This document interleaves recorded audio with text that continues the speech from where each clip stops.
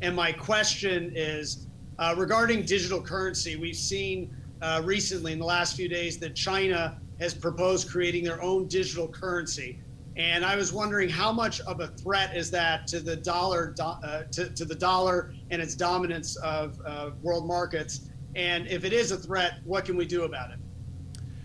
Well, I think there's sort of a lot of different kinds of things that fall under digital currency. Presumably, the sort of electronic forms of money China envisions are ones where things can be monitored again even more granular in an even more granular way than they're being monitored currently.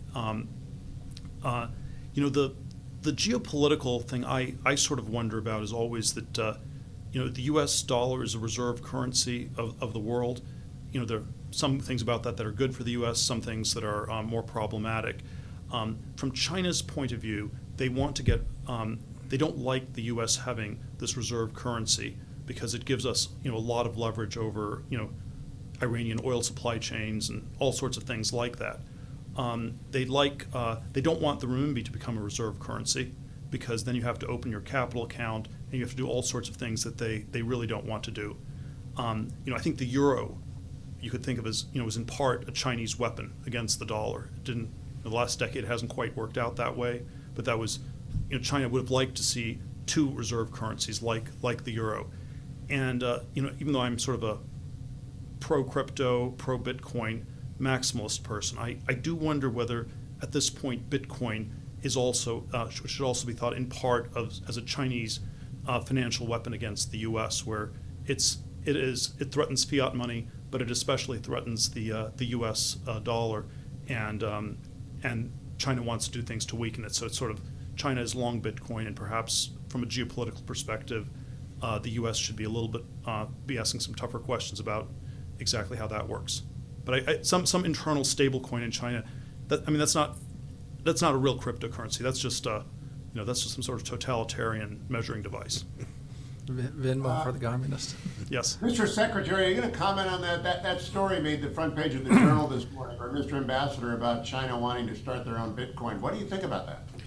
So if I understand what they're doing is they're digitizing their currency. So separate from Bitcoin, it's still fiat currency, right? That is still Chinese money that they are now digitizing. It has huge impacts for their surveillance capacity. They would pitch it as anti-fraud. You can prevent fraud from taking place. I suppose that's true. This is something I think they believe will reduce the costs of cross-border transactions as well for the Chinese. Your point about not wanting to be a reserve currency, I think, is right. I think they'd like it to be among a mix. They want to make sure that when Secretary Pompeo issues the sanctions against the Iranian leadership, that there is a way to purchase Iranian oil that we don't have the capacity to either seize, understand, or impact. And so I do think these digital currencies, separate from Bitcoin and cryptocurrencies, are something you'll see more countries go to. The United States has a project where we're working on it too, but we will be slow off the gate. It has lots of implications for us here at home. And my guess is that we will not be the leader in this forefront, where an authoritarian regime like China sees nearly all upside from having the capacity to issue currency or take away currency from people who act in ways that are inconsistent with Xi Jinping thought.